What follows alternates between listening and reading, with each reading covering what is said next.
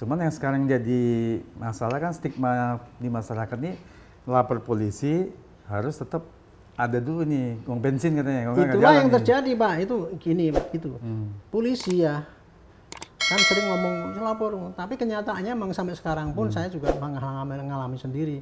Kita ngelaporkan mengenai laporan polisi gitu ya, kita sudah lapor, tapi kemudian dulu waktu saya tahun 98 masuk ke metro ini Pak gitu ya, Jakarta gitu, ini, ya, Jakarta ini.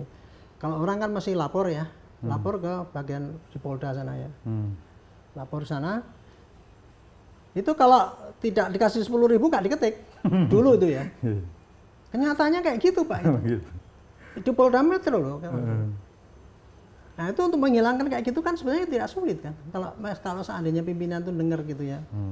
Waktu itu saya hanya Kasubag Binob, ya itu sampai sekarang itu ternyata praktek kayak gitu masih ada juga Pak gitu.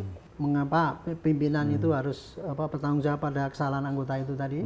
Seandainya ada mekanisme ya bahwa seorang atasan itu bertanggung jawab pada kesalahan bawahnya, maka itu saya kira nggak akan terjadi itu. Apabila fakta integritas itu tadi diterapkan, nggak ada lagi pimpinan yang minta setoran pada anggotanya, nggak ada. Ya. Tapi saya yakin juga, karena saya juga berteman sama beberapa polisi, teman-teman polisi ini nggak semua gitu kok. Nggak semua, masih banyak yang polisi-polisi yang bagus kok. Cuman orang-orang yang pengen bagus itu kebanyakan jadi putus asa Pak, karena dia berbuat bagus juga tidak nggak dapat prestasi dari pimpinan kan. Itu yang jadi tidak, niat bagus itu tidak bisa berkembang. Kan gitu kan Pak. Jadi kira-kira kamu sok bersih gitu. Ini berat juga ini mesti ya. Itu tantangan berat polisi itu, untuk bersih-bersih polisi itu memang paling berat Pak. Kenapa? Saya mengatakan gini ya, karena polisi itu ini ya. Ini dalil saya yang baru saya ngomongnya.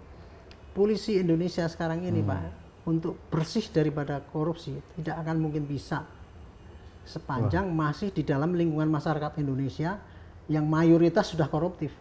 Bapak mengakui nggak kalau negara kita itu penuh dengan koruptif? Iya, di mana-mana. Iya kan? Jadi masyarakatnya memang udah koruptif kan? Jadi polisi nggak akan mungkin bisa Pak itu. Polisinya nggak mau pun diraya-raya Pak. Ya makanya sekarang kan itu pungli kan ditulis pungli, yang pungli ditindak, yang awalnya ini, polisi mungkin nggak mau Pak, tapi ditawarin sama masyarakat. Makanya Pak, saya udahlah bilang, Pak, damai aja Pak katanya. Saya bisa mengatakan itu kita memperbaiki polisi itu harus masyarakatnya harus diperbaiki. Ini yang harus gitu oleh masyarakat ya. Dan negara juga gitu gitu. Jadi kalau sepanjang masyarakatnya masih koruptif, polisinya ya nggak bisa. Itu tadi kan kita kan di lapangan masih tergoda terus dengan kayak gitu kan Pak gitu. Nah sekarang polisi harus gear dipecat semua. Masyarakatnya masih gitu ya, kapan nanti dipecat lagi? Itu jadi memang kita tuh kayak ayam dengan telur Pak. Tapi mana duluan ya kalau mau disimpulkan menurut saya itu tadi citra negatif polisi itu sekarang dibikin oleh oknum-oknum di lapangan yang merusak susu. Ya, nilai titik merusak susu sebelahnya. Itu yang judulnya kayak gitu. Tapi untuk menghilangkan itu sebetulnya kalau saya sih apa yang bisa dikerjakan oleh pimpinan itu ya pengawasan itu harus harus diperkuat ya. Sisi pengawasan itu ada internal, ada eksternal ya.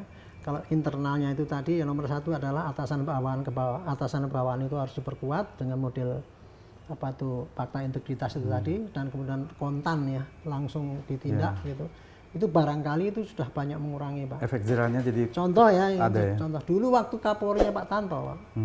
Pak Tanto itu termasuk di antara pimpinan Kapolri yang saya anggap jujur lah dan tegas. Beliau waktu itu gini, stop pungli. Waktu itu langsung ada berita Kapolres dan Kasat Lantas Bogor dicopot gara-gara ketangkep pungli di SIM. Kontan Pak seluruh Indonesia waktu itu tiarap semua Pak, enggak ada. Tapi ya cuma sebentar, habis itu kambuh lagi. Pak Tanto juga itu yang stop judi juga waktu itu kan? Iya Pak Tanto itu kan hebat juga. Makanya saya mengatakan beliau itu orang disiplin. Dia kan yang ngalahkan Olo dulu Pak, yang namanya Olo Medan itu kan Medan dong kan gitu kan. Semua dulu tunduk, semua tunduk pada itu Pak. Nggak ada yang ini. Sama Pak Tanto disikat habis, nggak. Kenyataannya kan bisa. Padahal polisi sebelumnya semua Itu contoh Pak ya, jadi bahwa itu bisa dilakukan kalau komitmen daripada pimpinan. Makanya ini pimpinan juga ini kuncinya harusnya. Iya, komitmen pimpinan itu harus tegas dan dinyatakan dengan kegiatan yang nyata, bukan hanya akan saya tindak tegas, akan sesuai dengan SOP.